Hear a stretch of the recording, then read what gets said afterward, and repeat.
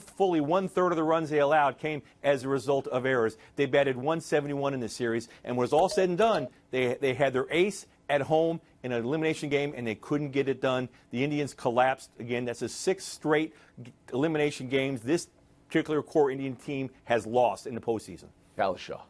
I got to agree with Plaschke, and I don't want to diminish the Brett Gardner 12-pitch at bat, which came after a kind of an underrated 9-pitch walk that Frazier got to get on base.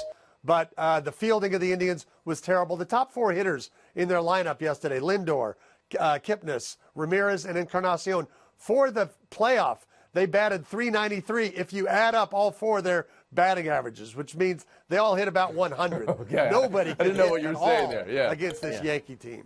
Clinton Yates. You don't want to dismiss it. It was one of the most important plays in the entire series. Guy bangs a hit, and they can't even manage to get the relay in to Lindor, who total debacle there. They end up getting another run. I love the way this Yankees team played, and they got it together. Between Didi, between Gardner, showing that he was actually a leader. The last time we see how this Yankees franchise do anything great, he was the second year in the bigs, and people thought he was young then. It's a great story. Whether they're doing it for Girardi or not doesn't really matter.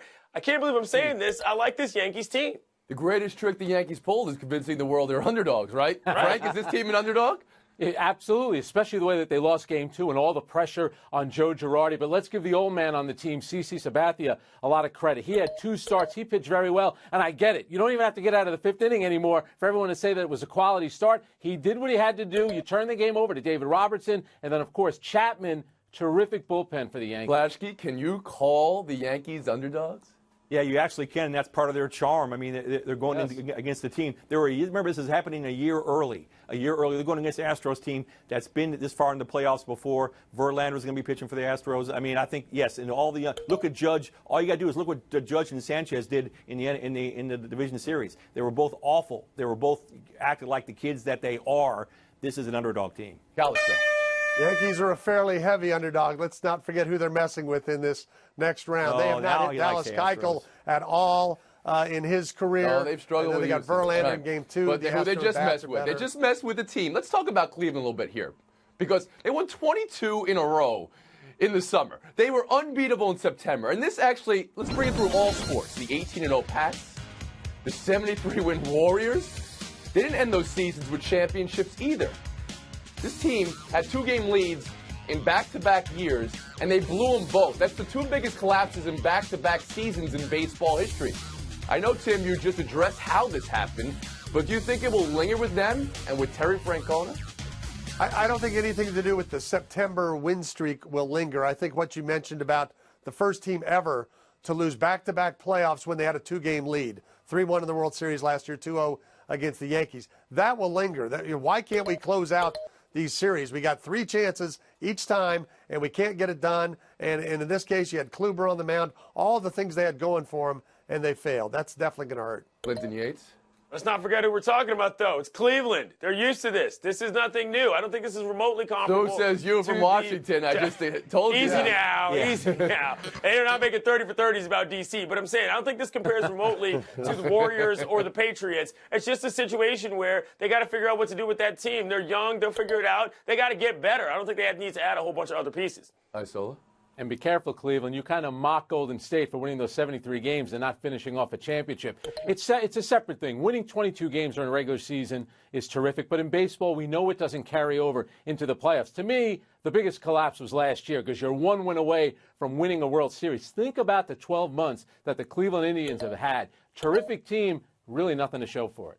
Bill Plaschke, how much of this is on Terry Francona, these back-to-back eliminations? It's hard to imagine that. He was just a month ago, he was the best manager in baseball. Suddenly it's all on. No, I think it's on the GM. I think it's on the way the team is formed. They need some veteran voices in there. This is a young, fun-loving team. Maybe too young, maybe too fun-loving. They need some hardened vets in that clubhouse, I think, to get them straightened out in these kind of elimination games. Kalisha, anything to add? Well, I mean, I think he made one very suspect. He's a great manager, but he made one very suspect move. Nobody really thought Trevor Bauer on short rest was a good idea, and that was like giving a game away. He got blown up in Game 4. That's something he'll think about. I saw the last one. I told you last week that he was trying to be cute with the rotation. He really wanted Kluber for Game 1 of the ALCS. He got him in Game 5. I don't think Francona had a great series, but it's still on Corey Kluber. You're the ace. You could win the Cy Young. You failed in this spot. Isola 14, Kalisha 13, Plashke 10, and Clinton Yates also appearing on today's Around the Horn. But you got a big game in a few hours, Clinton. Taking a break right here. Buy or sells next. You might have to lose that shirt, though, that says on the Tim Kalisha, Frank Isola, and Showdown. They've met 20 times before in Showdown. Anyone want to guess the record? I'm ahead. I know that. You are ahead, Tim Kalisha, 13-7. I don't remember that. Isola, what are you doing here? On, Let's go. Show it down. NBA season. We talk about the season opener. Cavs and Celtics before. Tyrone Lue says LeBron's ankle's not great right now. He might miss that season opener against Boston and Kyrie. Tim, play odds maker for me here. What are the chances LeBron plays in that game against Kyrie? About 147%. He will play. He has to play. You cannot start the season with this matchup after that trade, after all that dialogue, and have LeBron sitting there nursing a sore ankle. He will be out there. No question. This is why we love the NBA, and this is why LeBron is the drama king, because they know how to build everything up to the big game. It's Boston, Cleveland, Kyrie Irving, LeBron James. If he's on crutches, he will play in that game, and he will try to run the score up. He's playing. It takes a drama king to recognize a drama king. Point Frank Isola. We'll move on. Showdown 2. Joel Embiid last night. This was his first game ever with Ben Simmons. He went 22-7 in 15 minutes. He showed some range, if not some body control. Lip readers of the game could see him saying, they can't bleeping guard me at one point. Frank, impressed or just preseason? Absolutely, I'm impressed. It was the first time he had played in a game since January 27th. By the way, that court he was playing on, that's where Dr. J used to play when he played for the New York Nets. Here's my thing about Embiid. 22 points, 7 rebounds, 15 minutes. I don't care if it's a preseason game. He is worth the price of admission. Go watch the Sixers and Ben Simmons as well. No, I mean, yeah, he was definitely great last night. Was that a real three-point shot? I mean, that was like 30 feet he's out there. I don't know what he's doing with that. But the most impressive stat that Frank left out, in the 15 minutes he's out there, he goes 14 for 18 from the foul line. He's drawing fouls right and left. Yeah. They really can't guard him. Nothing quite as exciting as fouls. Team in the East. I haven't even credit for hitting the free throws, though. I mean, he's a big man who's hitting his free throws. We'll give a point to that. We'll move on. Showdown 3. New All-Star rules, and Steph Curry says if he's captain, as he would have been if the rules applied last year, he'd pick all Warriors. Tim, we changed these rules to pick teams, and then he's picking his own team. What do you think of that? I don't want to rain on the NBA's parade, but the NHL and the NFL have already done this, and this really doesn't work. But if they want to try it because it makes it feel like playground, that's fine. I'm fine with him picking Warriors, but whoever's representing the East, they're going to get somebody from the Warriors. There will probably be 4 guys on the team. I don't think you're paying attention, Tim. I just said the NBA is a drama league. It's all about relationships. Here's the thing. It might not be up to Curry. LeBron with the first pick might take Kevin Durant. What's going to be interesting is who is going to pick Kyrie Irving. Will it be LeBron or will it be Steph? That's the interesting one. Frank Isola waited a long time to take the lead in Showdown over Kalisha. Except we got more time. Showdown 4. Let's go. Memphis Grizzlies are retiring Tony Allen's number 9. Frank, Tony Allen jersey retirement worthy? You know what? Tony Allen won a championship with Boston. He is a pit bull of a player. He averaged 8.2 points. No one is saying he didn't have a good run there, but enough of the retiring the jerseys. It is one of the silliest American sports traditions. Put his name up there. Go right ahead. This is a great move. Finally retiring somebody who's not all about themselves. He was a great defender, a great team player. He epitomized that team, Gasol and Randolph. I'm sorry they didn't win a title. He was out there grinding every night, just like me. Grit and grind of Tim Kalisha passing Isola. The ownership continues in Showdown. Take your FaceTime, Timmy. World's longest showdown, first win. Here's what I don't like about college football and about the playoff. Everything is related to that.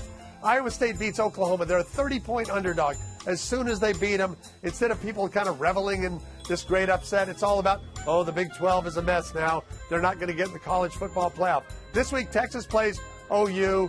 Great rivalry here in the Cotton Bowl. They've been playing practically for a century, and people are complaining, well, if Texas beats OU, that's going to mess up the Big 12. I don't care about the playoff. Worry about the playoff later. He had to Yeah, be let's go back to AP and UPI. It's a great idea. It's like 23.5-hour break. We'll see you tomorrow around the horn. the reason this is Orange Factory, by the way.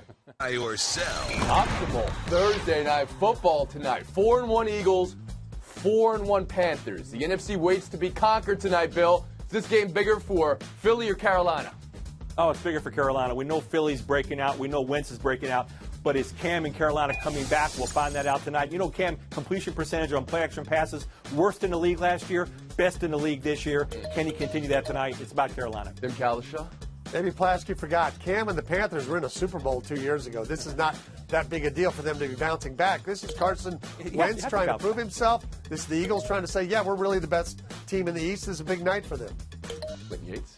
I absolutely agree. Carson Wentz, we're seeing who that guy is, playing like a number 2 pick, which I love. I'm not concerned about what the Panthers are doing. That team's already shown me something. I want to see where the Eagles can go. I think they're the second best team in the NFL. So, A Panther win tonight over 11 days would give them wins against the Patriots, Lions, and Eagles. That's pretty good. But this is still about Carson Wentz. On third down this season, he's 37 of 52, 574 yards, 6 touchdowns. On third down, only his second year, pretty good. all right, that's who you think it's a bigger game for. Who you got in the game, Frank? Carolina Panthers. DY? I'll take the Eagles. Kalishaw? I think Carolina wins. Flashkey? Oh, Carolina wins, and fairly convincingly. Buy or sell two. Is Ben McAdoo losing the team or gaining control of the team with his Dominic Rodgers-Cromartie situation with the Giants?